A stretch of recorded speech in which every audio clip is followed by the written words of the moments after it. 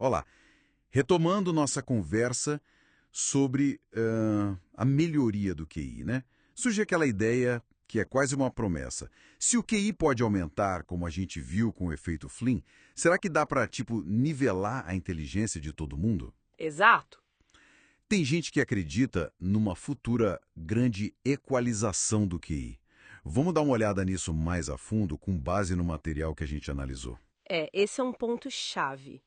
Porque, assim, a melhoria do QI por causa do ambiente, isso é fato, né? O século XX mostrou isso em larga escala. Sim, Agora, alcançar a igualdade de inteligência, bom, aí é outra conversa. Poder melhorar não significa automaticamente poder igualar tudo. certo, certo. Faz sentido. Vamos desmembrar isso. Tem algum exemplo histórico que ajude a gente a entender essa diferença entre melhorar e igualar? Tem sim, e é um exemplo bem forte, eu diria. Vem lá da Polônia, depois da Segunda Guerra Mundial. Ah, interessante. Na reconstrução de Varsóvia, o governo comunista da época tentou uma coisa: uma equalização ambiental gigantesca. Como assim? O que eles fizeram? Olha, eles criaram bairros superuniformes, distribuíram serviços de forma igualitária para todo mundo e chegaram a misturar famílias de diferentes níveis ocupacionais, sabe, em cada área. A força? Uau! Uma engenharia social mesmo em larga escala. Quer dizer, o governo tentando redesenhar a sociedade para atingir um objetivo. E qual foi o resultado? Isso depois de quanto tempo? Umas 3 décadas, né? Isso, por aí. E o resultado foi surpreendente. Mesmo com todo esse poder para mexer no ambiente, um poder que, né, nenhum governo democrático teria. Nem poderia ter. Exato. Mesmo assim, a correlação entre o QI das crianças e, digamos, o prestígio da profissão ou a educação dos pais, ela não sumiu. Não acredito. Continua lá, continuou, de forma bem parecida com o que a gente vê em sociedades capitalísticas. Ou seja, essa equalização ambiental radical não conseguiu nem igualar a inteligência, nem apagar a influência do status dos pais no QI dos filhos. Isso põe muito em xeque a ideia de que é só igualar o ambiente, né? Ok, então a equalização total falhou nesse caso extremo. Mas será que um objetivo mais modesto, tipo só reduzir as diferenças, talvez funcione? Boa pergunta. Penso em intervenções mais focadas, quem sabe? Para escolas de qualidade, programas de apoio. Sim, existem algumas indicações nessa linha. Alguns estudos mostram que boas pré-escolas podem diminuir aquelas diferenças iniciais em matemática, leitura. Ah, tá. E políticas que focam nos alunos com mais dificuldade parecem reduzir a variabilidade geral no desempenho. E tem mais: quando a gente controla estatisticamente variáveis como o status socioeconômico nos modelos, Sim, disparidades sociais talvez ajude a reduzir um pouco as diferenças de QI. entendi. Então, melhorar o ambiente para quem está mais atrás, isso ajuda a diminuir a desigualdade geral na população, certo? Exatamente. Dá um empurrão, né? Para quem está em situação desfavorável, reduz a desigualdade no todo. Só que, aqui vem o pulo do gato. Hum.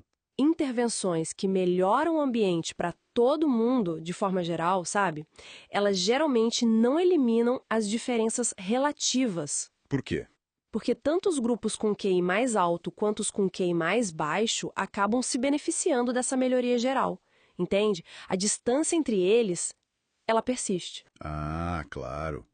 A maré sobe para todos os barcos, mas a distância entre o iate e o barquinho continua meio que a mesma, né? Ou até aumenta em termos relativos. Mas por que essa desigualdade tão teimosa, mesmo com melhorias ambientais gerais? A resposta, fundamentalmente, está na genética. O QI tem um componente genético importante. É o que a gente chama de herdabilidade ou H2. Herdabilidade. Pensa na herdabilidade como uma estimativa. Que parte da diferença de QI entre as pessoas numa população pode ser atribuída às diferenças genéticas delas. Como essa herdabilidade H2 é maior que zero, Sim. o melhorar o ambiente não elimina essa fonte de variação entre indivíduos. Enquanto existir variação genética relevante para o QI, vai existir diferença de QI. A previsão da grande equalização meio que ignora esse fator biológico. E isso aparece nos números. Como essa herdabilidade limita a redução da variação? Aparece sim. O material que a gente viu tem uma tabela, a tabela 17.1, que ilustra bem isso. Mesmo se a gente conseguisse, num passe de mágica, eliminar todas as diferenças ambientais que afetam o QI, Um cenário hipotético, claro. totalmente hipotético. Mesmo assim, a variação total do QI, medida pelo desvio padrão, ou DP, que mostra o quão espalhados são os resultados, ela diminuiria, mas não zeraria.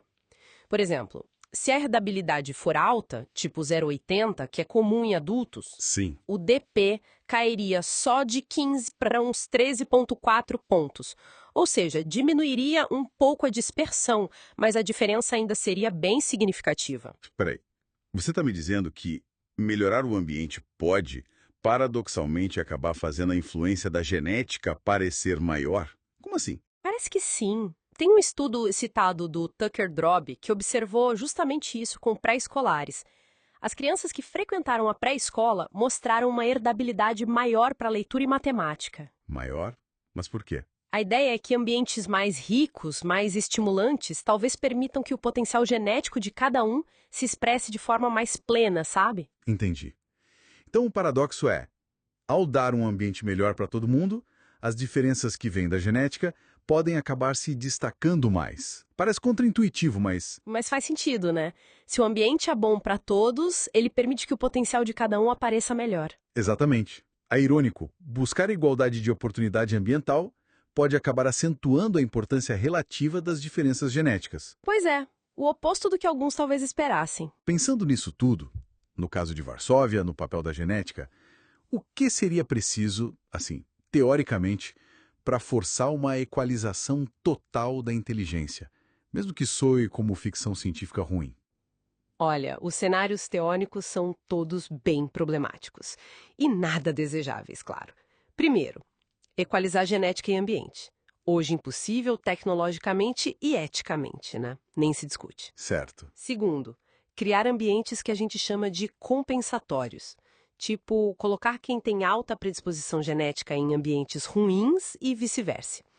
Isso exigiria um controle totalitário, provavelmente não funcionaria a longo prazo e seria moralmente repugnante. Com certeza. E o terceiro, nivelar por baixo, privar todo mundo de ambientes positivos. Seria cruel, destruiria a sociedade e o resultado seria um QI igualmente baixo para todos. Ninguém em sã consciência defende essas coisas, mas serve para ilustrar por que as intervenções mais realísticas não conseguem equalizar tudo. Fica muito claro, então, melhorável não é a mesma coisa que equalizável. Tem aquela frase famosa de Scar e Weinberg, de 1978, que resume bem: igualdade de oportunidade é um objetivo louvável. Identidade de resultado é uma impossibilidade biológica. Mas aceitar isso não é desistir de melhorar as coisas, né? De forma alguma, de jeito nenhum. Reconhecer que a equalização total é irrealista não tira a importância de buscar melhorias. O foco tem que ser melhorar a vida das pessoas, as capacidades delas. Sim. Às vezes isso vai sim aumentar o QI médio, como tratar a deficiência de iodo, por exemplo. Outras vezes vai melhorar o bem-estar sem mexer no QI, como dar refeições nutritivas na escola. A desigualdade de QI provavelmente vai continuar aí, e mentir sobre isso só gera decepção, né? Verdade. Então, fica a reflexão final. Se a equalização total não é viável nem desejável, como é que as sociedades podem se adaptar melhor a essas diferenças cognitivas que existem, ao mesmo tempo em que continuam buscando justiça e criando oportunidades para todo mundo poder florescer? É uma questão complexa para a gente continuar pensando.